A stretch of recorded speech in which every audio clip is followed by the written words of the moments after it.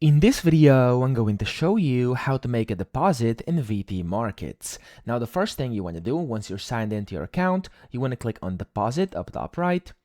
And then here, first you have to select the account you want to deposit into, and then how much you want to deposit. 50 USD or $50 is the least you can do. There we go. And then here you can also put in a rebate voucher if you want to, if you have one, and then click on Continue. Now, on the next step, you'll have to select your deposit method. You have a lot of options such as credit cards, cryptocurrency, e-wallet, offline transactions, etc. But for this instance, I'm going to just showcase a few of them. So for example, credit debit card, you select it, press continue.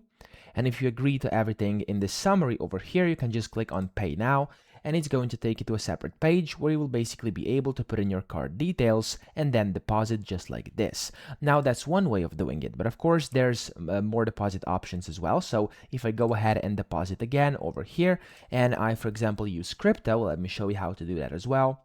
So we go to crypto, let's say want to put on some USDC Solana, I click on that, press continue, and then it's going to take it again to a separate page where, as you can see your deposit address and then the deposit amount. You can just basically scan this with the platform or the exchange or whatever you're trying to use to actually send the specific crypto tokens onto VT Markets, so like Coinbase or maybe even like Binance or something like that, or any of your wallets. You can just basically scan this code or use this address and send it inside your account, okay? But make sure to not use this one on your screen right now. You'll get a separate one whenever you go to this website over here and whenever you basically generate your own QR code, okay? So use that one that you generate yourself. Do not use this one on the screen because, of course, they will differ.